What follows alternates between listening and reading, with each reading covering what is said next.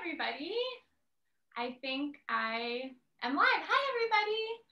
My name is Bridget, and I am a filmmaker and animator living in New York City, and I am so happy to be here with you all today. Thank you so much. I know this is such a crazy time for everybody around the world, and I'm just honored that you decided to use a little bit of your time to make some art with me. So I'm really, really excited to hang out with you today and teach you a little bit about what I do.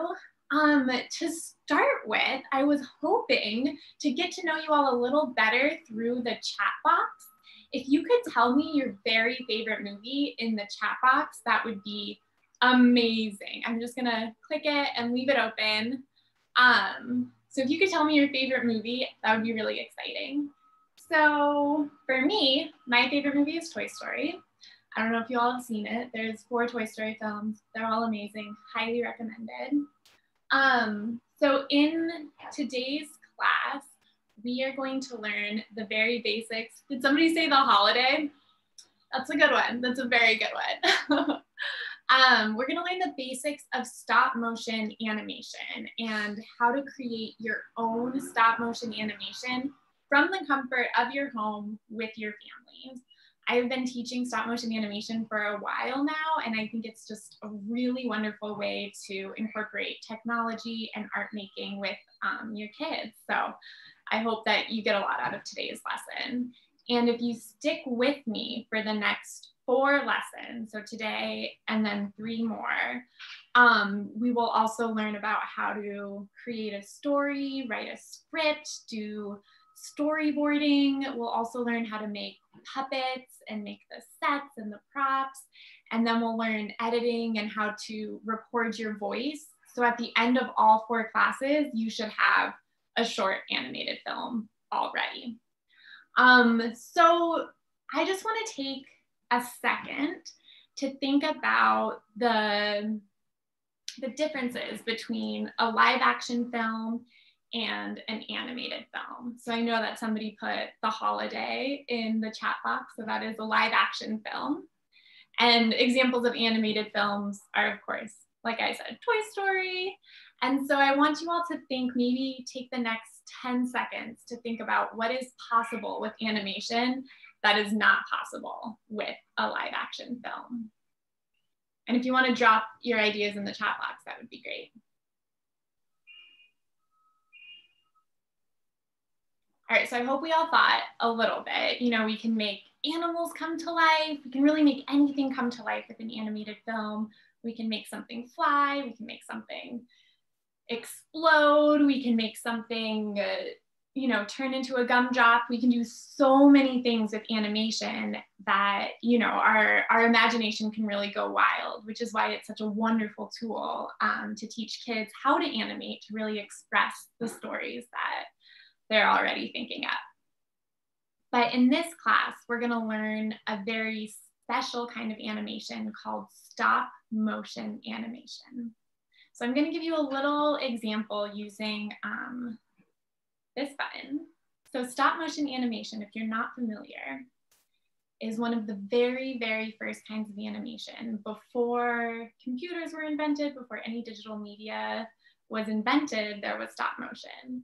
And it's still a really wonderful tool to create beautiful work. So if I took a picture of this button right here, and then I moved the button just a little bit and took another picture, and then I moved the button just a little bit more and took another picture, and then I moved the button just a little bit more and took a picture, and then we put all those pictures together, it would look like the button was moving all by itself. Right? And then we could do so many more things with the button. The button could fly, the button could jump, the button could turn into something, it could disappear. I can make it look like I'm eating the button. So many different things could happen with just a simple button.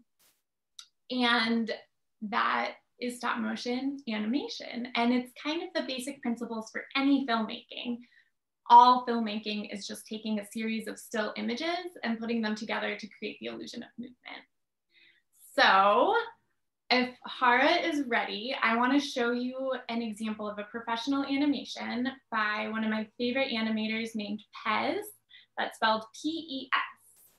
And if you want to look on YouTube, Pez has a lot of really great films that are all animated, but a couple of them are inappropriate, so make sure you watch them before you share it with your kids. But this one is a really great one to start.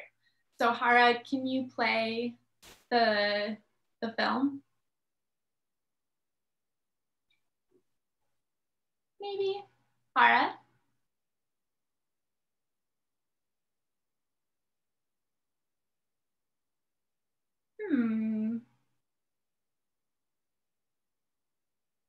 We'll wait a few seconds. Hara, could you play the Western spaghetti film?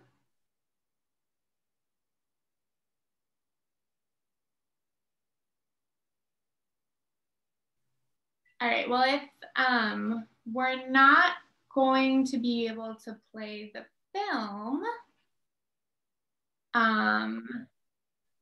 which is okay, then I will make sure when we do the question and answers, I'll put the link in the chat box so you can all watch the film on your own and share it with your families. It's a really lovely film with very simple animations that we all can do. And he puts them together in such a beautiful way that it makes a really wonderful impact. So maybe we'll be able to play it a little bit later. All right, so I am excited to dive in. So the very first thing I want to show you is how to set up, I'm going to call it an animation station. This is something that could live really anywhere in your house, but it should also be breakdownable so you can, set it up, do your thing, and then break it down. So if you have a stand for your phone or a smart device, that can work, but I like just using a stack of books. So here is one stack of books. And then I'm actually going to use a box as well because I found a box that is the same height as the stack of books. So a couple things to keep in mind. We are going to use our phones as the camera.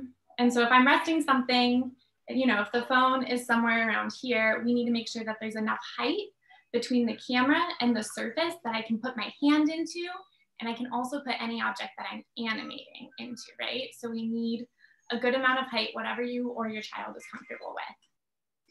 And then there's a few different things we can do. So if you have your phone right now, if you want to set up your animation station side by side, that'd be great. Or just watch. I would recommend opening up your stop motion app just to make sure you see kind of what's going on as you're setting up.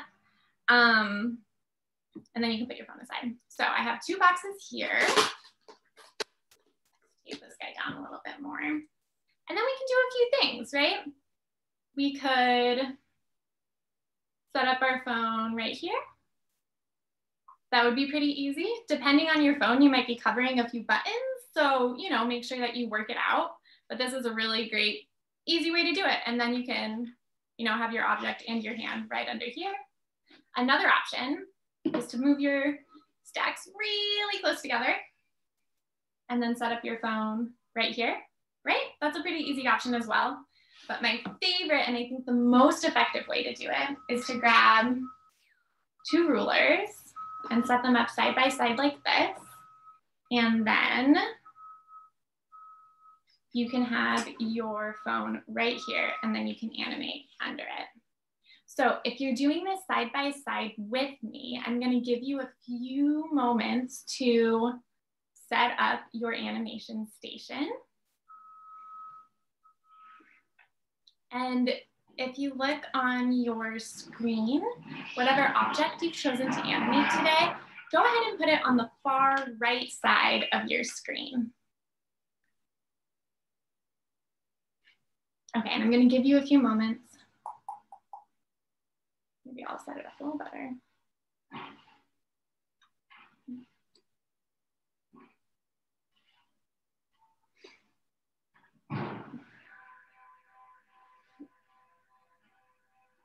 Okay, great.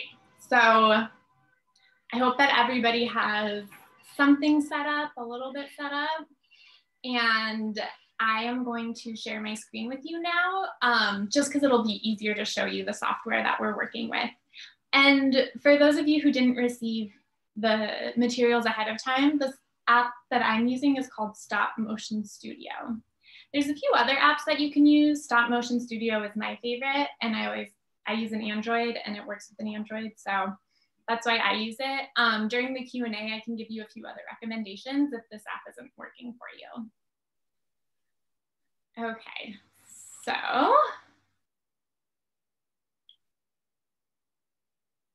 whoop, wrong one.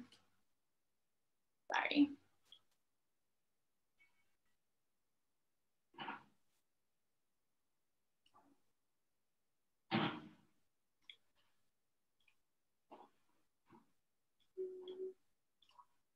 Okay, great. So, like I said, here's a few options for how to set up your animation station. We already kind of went through them. I'd like you to look at these and kind of think through the problems that there might be. For example, this one, it's probably not tall enough, right? It'd be difficult to put your hand underneath, especially if you have a lot of little ones. They would probably, you know, knock something down. Whereas this is the one that I'm doing right now. It seems pretty stable. Remember, you don't want the camera to move too much between your pictures or else the film will be a little shaky. Great, so this is the screen that you should be on right now. And I used a Cheeto or a Cheez-It to animate when I took these screenshots. So my Cheez-It is over here on the far right of the screen. Right now my button is over on the far right of the screen. And you have a lot of different options here that I encourage you to explore. You know, this is your app. You should really try things, let your kids try things, let them touch every button and see what happens, see what mistakes they make. Because that's really, in my opinion, that's the best way to learn a new software. But I'm gonna teach you one button that's really important. So you're gonna go ahead and click this gear, and this is what's gonna come up. This is called FPS over here. That means frames per second. Professional animations use 24 frames per second. That means they take 24 pictures just for 1 second of film. So I'm gonna count to one. That's a second, right? And so 24 pictures is a lot. I personally like to use 12 frames per second. So for today's activity, I would love if you could scroll all the way to 12. And then again, I encourage you to try a few different things. Maybe after our activity today, you could play it back at 5 frames per second, see what that looks like. Play it back at 24 frames per second, see what that looks like. And you can really find your comfort zone. A lot of kids end up using 8 frames per second, which I think can look really nice. If it's too slow, it ends up looking like a slideshow. But I just encourage you to explore a little bit. So we're going to use 12 frames per second today. And then what you're going to do is you're going to hit done. And then I want you to click this camera button right here to start. So this is what it's going to look like once you've pressed your camera button. And over here, you'll see this, and you can drag the circle up or down, and it's going to create something called an onion skin. An onion skin is kind of what you see here.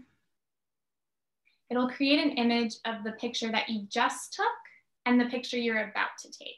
It's a really, really useful tool to make sure if your camera ever moved, you can line everything up again. You can also see how far you're moving your object, so you can control the speed of your object. So I highly recommend using an onion skin and kind of toggling it and making sure that it looks great. All right, I think we're ready. So with your button or object on the far right of your screen, I'd love you to press this big red button to take a picture. And then I want you to move your object just a little bit, just a very little smidge, and take another picture. And then move it again, take a picture. And I'm just gonna do it side by side with you. Move, take a picture, move, take a picture. So something that's really great with kids who are really young or students with autism is that this repetitive nature is actually really, really helpful to calm the mind and to learn the steps of filmmaking. I often try to use as few words as possible when I'm working with these kids. I say something like move, picture, move, picture, move, picture. And you get into kind of a rhythm, and that's really helpful for learning how to animate. But I've also noticed that it's really helpful for these students to calm their brain and find a mode of expression and a way to use their, improve their fine motor skills, all with this kind of repetitive patience. So once your item has moved all the way across the screen, I'd like you to press this triangle button. And so if you're doing it next to me, you will see that now your item has moved all the way across the screen. If you're not doing it next to me, I'm excited for you to try it after this webinar is over. But it's really magical and it happens so instantaneous, which is something else that's really wonderful for students because it's just instant gratification. They're able to, do this really difficult work of taking a picture and moving it really slowly, and then they can see it right away, see all of their work of creating, of, bringing this object to life. Okay, great. So after you press play and you watch it a few times, you need to press this back button. That's going to take you back to this screen, and I'm going to quickly show you how to export your film. Which means that you will turn everything that's from the software into a movie file. So it might be a .mov or a .mp4. You can even make a GIF with this, but this way you can share it with people or put it on your computer. Later on, we'll learn how to use these movie files and edit them together to create a full length or a full short film. So again, you're gonna press this next back button. And then you hit this menu up here and you press export movie. From there, it's really easy.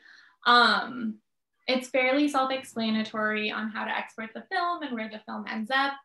Again, you have a lot of different options here, right? I would encourage you to explore it and find what works best for you. Maybe an animated GIF actually makes more sense.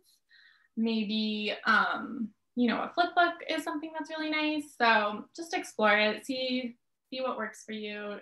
Especially if you're gonna join me next week, I would love if you explored a few things during this week with your family and then let me know how it goes. Okay, I'm gonna stop sharing the screen.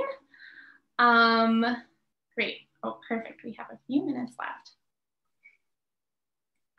Awesome, so I hope you enjoyed that. I'm going to teach you a little game that I love to play with kids.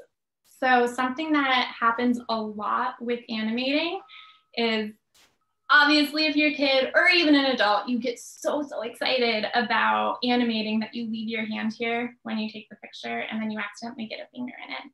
So I'd encourage you all, if you're with your families or if you're just alone as an adult in a room, I really want you to play this game with me. So I'd like everybody to put their hands forward and wiggle their fingers. And I'm gonna say a magic word. You can choose any word you want. I'm gonna use the word spaghetti. And when I say spaghetti, I need your hands to go up like this.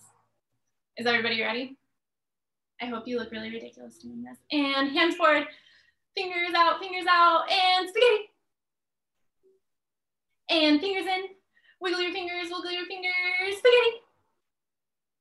And we're gonna do it one more time. Hands in front of you, wiggle your fingers, spaghetti. So you should really play that game with your family and with your students. And now let's put it into practice. So we've moved my button from the right side of my screen all the way to my left. This time we're gonna move it back. However, I'm going to move it and I'm not gonna press the camera button until I say spaghetti. So if you are working with your students or with your kids and your family and you decide to break up the roles, a really great role for a student to have is to be the animator, which means that they're gonna be the ones moving the object. Or you can move the object and the student could be the camera person, which means they're the ones taking the picture. And then you can decide, you know, the camera person will be in charge of saying the magic word. So I'm only one person today, but I'll try to give you an example. This time, I want you to move your button a little bit further between each picture. So I'm gonna move it further. So move spaghetti, picture. Move spaghetti, picture. I don't know if you can see, but I am spaghetti, moving my button a lot further this time. Spaghetti. So if you're doing this side by side, I'd love for you to spaghetti. Okay, that's as many as I'm gonna take. I'd love for you to press play and watch it both directions. If you're not doing it side by side, I want you to think a little bit. What do you think is gonna be different from when we moved our button this way, using really small movements in between each picture, and when we moved it this way, using bigger movements? How do you think those two videos are gonna be different? I just want you to think, or you're playing it back because you're doing it side by side with me. I'm gonna watch mine. So the smaller movements you make, the slower your animation is going to be. The larger movements you make, the quicker it's gonna be. And it's really, really important to know that difference. It's a great tool to use when you are animating something really fast or something really slow. But it's also great to know that the smaller the movement you make, the smoother the animation will be, right? It'll look very much like it's moving very smoothly and kind of fluidly. Whereas if you have really big movements in between, it can end up looking really choppy. So I would recommend the first time you're animating with your kids or your family, I would recommend starting out with really small movements and then going bigger and kind of exploring with it. Okay. Trying to see how much time we have. Okay, we have about 5 minutes left. Hara, I saw that you got online. Is there any way we could play the Pez film that I sent?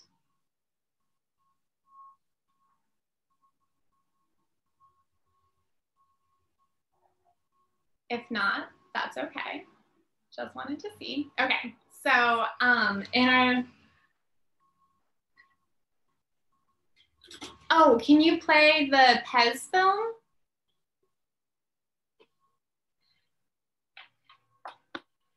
Play the video that I sent? There it is, yay.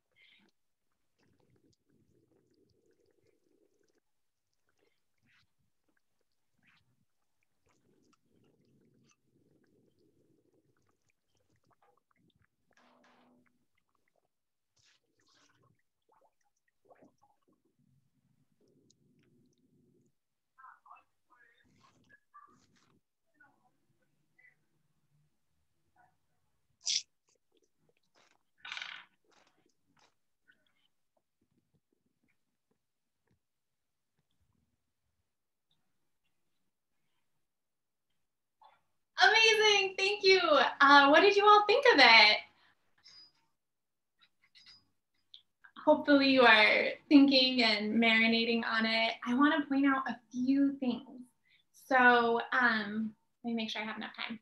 So when the chef took a dice and put it in the sauce, right? The dice was supposedly maybe a sugar cube or something. And then the dice shrank and shrank and shrank. I want us to think a little bit about how were they able to do that with stop motion animation? How can you make something shrink with stop motion animation? So what they did is they had several die, each one smaller than the last, right? And so they put one dice in it, took a picture, and then replaced that dice with the smaller one, took a picture, and so on until it disappeared into the sauce. So in your assignment for the week, or in your handout for the week, there is one option to make something grow and something shrink. This is a very fun activity to do with kids. So if you have objects that are of a different size, that's a great way to do it. But you can also make them, you know, cut out a triangle, cut out a smaller triangle, cut out a smaller triangle, and keep going.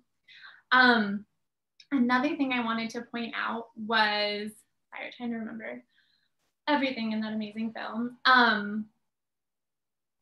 was his use of his hands. So we just played a game where we are not using our hands, right? Playing our magic word game. But if you do want to use your hands, that can be a really, really effective tool for storytelling. And that kind of animation is called pixelation. And that's when you animate your physical body. And so I think it would be exciting if you show your family this film to kind of experiment and see what it would be like. How exactly do you have to hold your hand if it has to be still, right, for every picture? It can be a little difficult. So in your handout, there are a few different activities for a few different techniques like growing and shrinking. I think there's also animating something really fast and animating something slower. And then I think there's also transformation, so transforming an object into another object.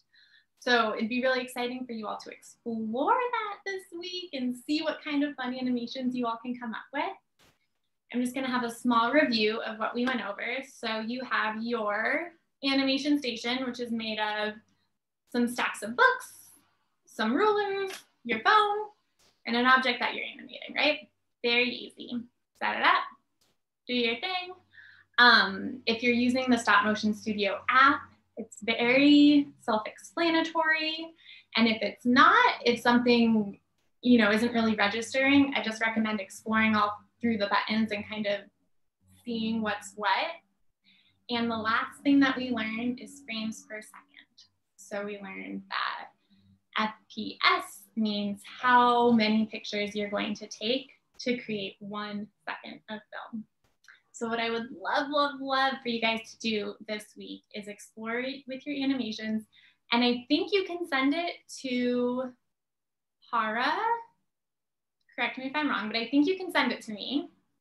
And if you can't send it to me, just keep it on your phone. And I'd love to hear about it in the chat box next week and let me know what your experience was. And hopefully you made some really cool animations. So please stick with me for the next 3 classes and we'll learn how to create a whole story. And, oh great, oh thank you so much, Ind. So I would love to open the floor for some questions. There's a Q&A chat box if you want to use that to ask any questions that you have. If you want to raise your hand, you can go live and ask me your question in person. I'm gonna let you think about your questions for the next minute or so. Okay, perfect. So Hara just said that you all can send the organization any animation that you make, and then they'll forward it to me, which is so exciting. And I could even, with your permission, I could share it with the class next week. Okay. Yes, so the application is called Stop Motion Studio. And I'm gonna just, I'm gonna pull it up on my phone and just show you what the app looks like, or what like the logo looks like. It's basically a blue, maybe I'll show you. So it's a blue camera and it's called Stop Motion Studio. Another really great one is called Stop Motion. That works with iPhones and Macs. And that application costs a little bit more. I think it costs like $1.99 or something. But that's also a really great app. And again, if you see another free app on the App Store that you want to use, go ahead and try it and see if you like it. From this class, you've learned the basics of stop motion animation, so that's applicable in any application that you use. It's really just depends on what works with your device and what works with your style. You know, if you are left-handed and the apps that I suggested have the camera button on the right hand, you can find an app that has one on the left side, you know, so just explore. Now that you have the basics down, you can use any app. Okay, great. Oh, sorry, wait. I think I did that right. Okay. Any other questions? I wrote down a few questions that I often get that I can go over with you all, but I'll wait a little bit.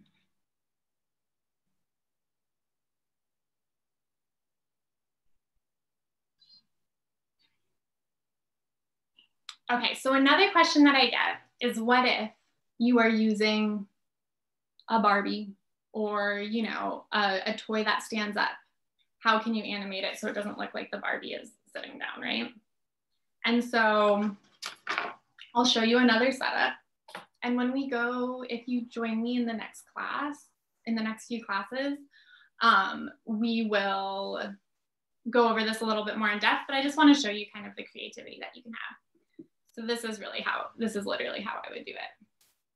And I would just make the camera front facing. And that's pretty easy. I think I have another question. Great, I'm so happy your kids loved it. I love your kids. I don't know them, but I'm sure I love them. Another question that I get a lot is some other examples of films. I showed you PES, which is P-E-S. Reiterate that, P-E-S. And so that's the film that we watched called Western Spaghetti, which I hope you loved. Again, I would recommend going on YouTube and watching his other films. Just make sure you screen them first. Another really great animation studio is called Mighty Oak, like a mighty oak tree. And you can just go on their website and they have incredible animations. Most of their animations are made with paper, so they're all downshoot, which is what we learned today. And then I would also recommend kind of the classics, Aardman Studios, which makes Wallace and Gromit, those films. And I would also recommend Leica. And they make films like Paranorman and Coraline, Kubo and the Two Strings. So those are my big stop motion recommendations for you all.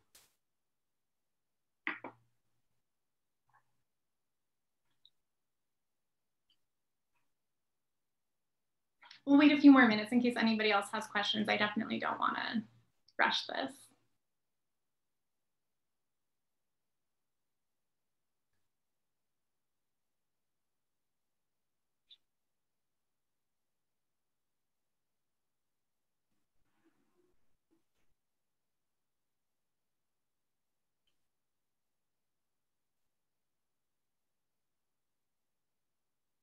I have one question that says, how about water? I'm not sure what that question means. Is this, can you animate with water? Or how do you animate water? Is there a clarification?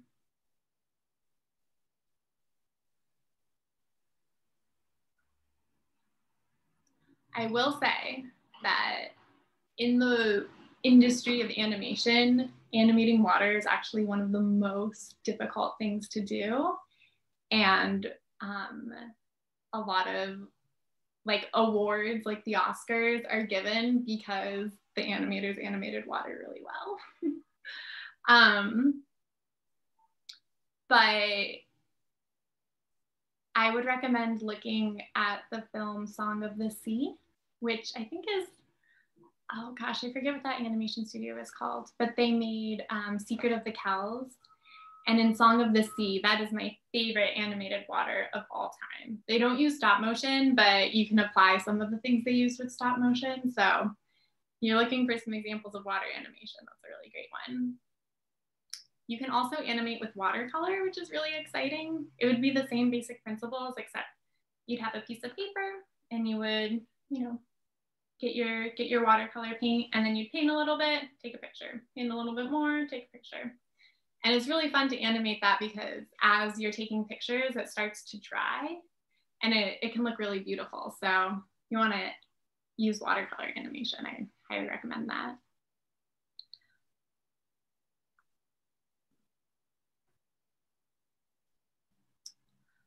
Another question I get a lot is how to adjust for students who have low mobility in their hands.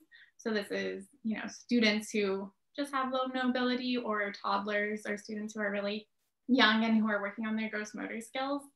So there's a lot of different things that you can do. One of my favorites, and this is really applicable if you live in New York right now because all the leaves are falling, you can gather a bunch of dried leaves and put them on the table and crunch them a little bit and then take a picture, and then crunch them again and take a picture. And no matter what you do, it ends up looking really beautiful.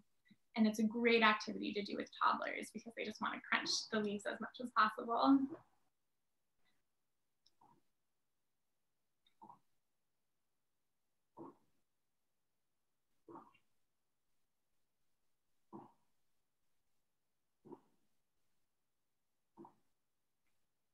Any other questions, folks?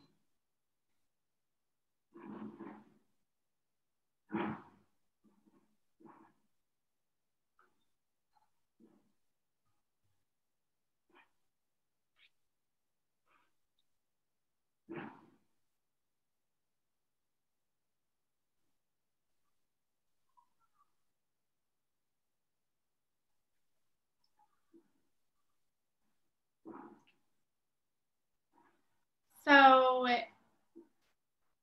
I'm curious to know what kind of materials you all want to animate with. If you want to drop that in the chat box or in the Q&A, and then maybe I can help you brainstorm the best way to animate with those materials.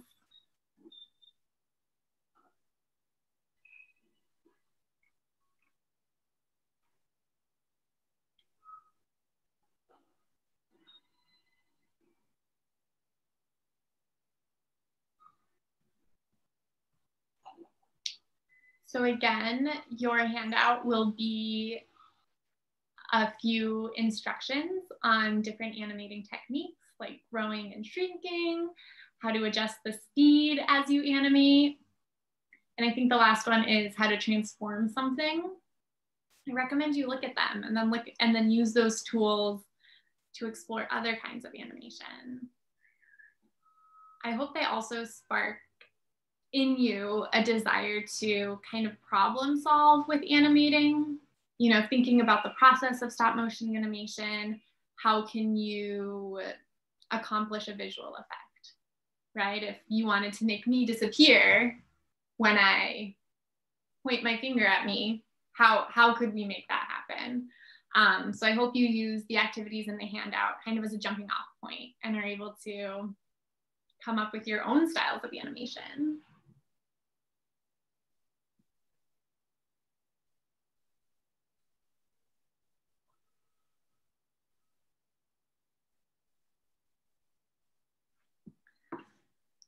Another question I get a lot is how to delete a picture. So if you are animating and you accidentally get your finger in it, or you accidentally move something too far. And so what you'll actually have to do is go back to that main page and then click on the frame that you want to delete, and you really just click on it, and then you'll see a little trash can that you can delete it. And I would recommend kind of after you finish doing one animation to go back to that main page and see how you can see everything that you can do, because you can kind of switch frames around, you can copy and paste frames, you can, so for example, if I wanted the image to be on my button for a lot longer, I could copy and paste it 5 times. So it would be like 5 pictures of my button. And so after you finish a short animation that's a couple seconds long, definitely go back to that main page and see what else there is to see. You can also kind of play around with the loop, so to make it go again and again and again and again, which is really fun to watch.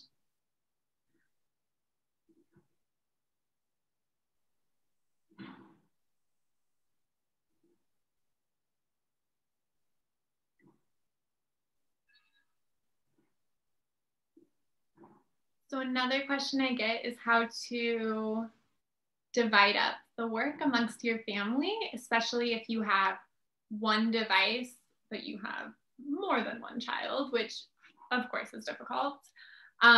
So I like to break it up. I kind of told you already, into at least 2 positions, right? We can have an animator and a camera person. I would even expand that. You can have multiple animators, right? If you're going to animate 2 objects at the same time, one person can be in charge of one button, one person can be in charge of the other button. I only have one button, but and then there can be the camera person, but there can also be a director. And in my mind, the director is a very, very important part of the filmmaking process, because the director is the one who sees it all. So they see if there's a hand in the way, they see if there's a weird shadow, and they're the ones that are in charge of saying the magic word. So they're the ones who know it's time. Everybody has finished making their move, and I'm going to say spaghetti, which means the camera person needs to take the picture. So I recommend having multiple animators, a camera person, a director, and then taking turns. So, you know, saying, all right, you're going to be the animator for 15 minutes, or you're going to be an animator for this scene, and in the next scene, you're going to be the camera person. So that's a really great way of doing it. For our adults in the room, I would definitely recommend that you all maybe start out as the camera person, but then you can kind of take a back seat, kind of start to leave a little bit. Of course, you're using your own smart device, so I understand wanting to have some control over that. But I think once the kids really get the rhythm of it, it's actually pretty easy to just like let it be, let them do their thing. I've also found that kids have a little bit more patience than I do. So sometimes it's nice to just say, all right, you guys work on that scene for a little bit, and I'm gonna go grab a coffee.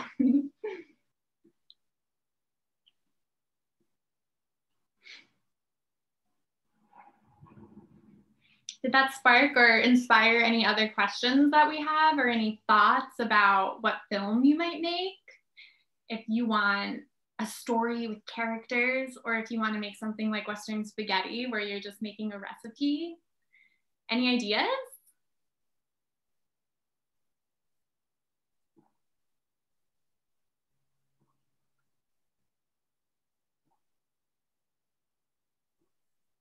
Oh, I also have a question about what materials do kids usually use to animate with?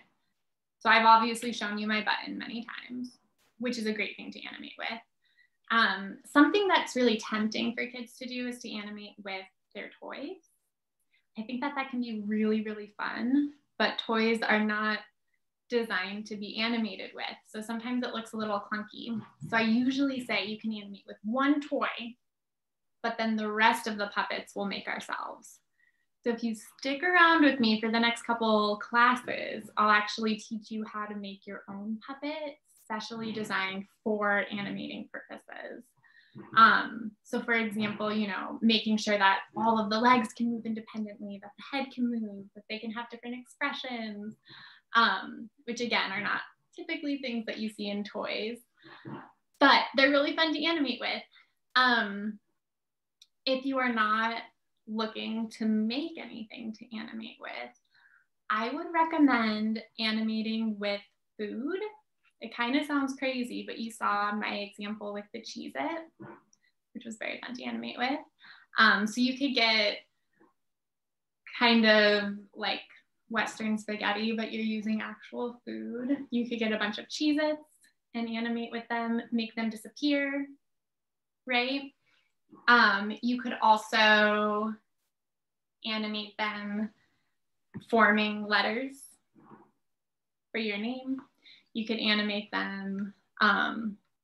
Actually, if you look at the Goldfish YouTube page, it sounds crazy, but the Goldfish, there was a Goldfish campaign a few years back to get kids to animate with goldfish, and they got hundreds of submissions from all around the world of kiddos actually animating with goldfish, and they made some very creative things. So I'd recommend looking at their YouTube page and let that inspire you to use goldfish as a character. And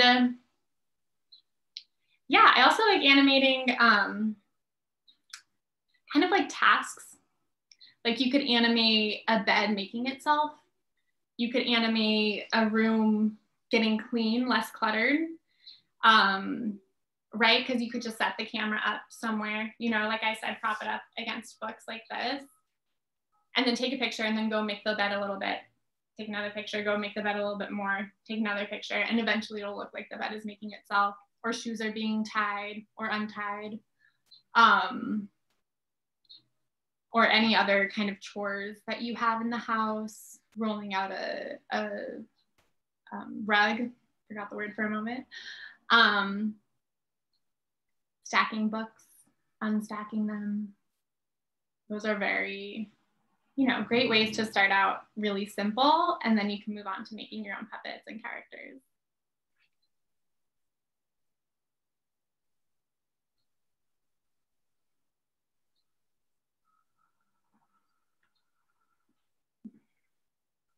But to start out with, definitely a small object like a button, or a pom-pom like a puffball, or a rock, or a shell. I said leaves before. That's also been a really fun thing. I will take students outside and we'll have a little scavenger hunt, and we'll go to a park and we'll collect our favorite things like acorns and leaves and sticks, and then we'll bring them back and animate with them, which is a very fun all-day activity. I hope, has that inspired any other questions that you all have? I hope I answered a lot of them, just knowing questions that folks typically have.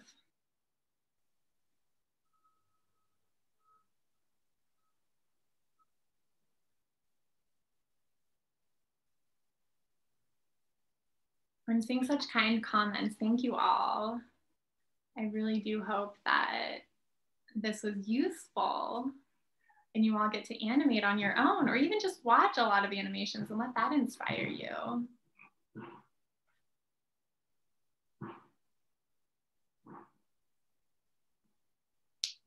Like I said, I think that stop motion animation is a really great introduction to using technology in a positive way. You know, oftentimes we kind of shy away from screen time, and we discourage kids from using or looking at our phone too much. But hopefully with stop motion animation, instead of saying no screen time, you could say, you can use screen time if you are creating art with it, right? You can use my phone if you are making an animation for the next hour. Oh, good. I'm glad I gave you guys an idea. Great. But I'm a very big advocate of stop motion animation because I think it's just a really lovely way to use technology.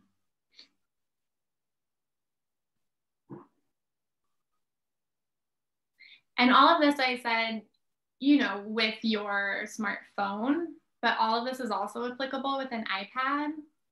I find that most families that do have an iPad also have an iPad stand of some sort. I would recommend using that, you know, even if it's just one of those ones that kind of fold down into a triangle so you can have it propped up. You can completely have an animation happening right here with your propped up iPad. And so, but you can also, you know, use the stacks of books and the rulers like we were talking about. But this is definitely applicable for any kind of tablet or smart device.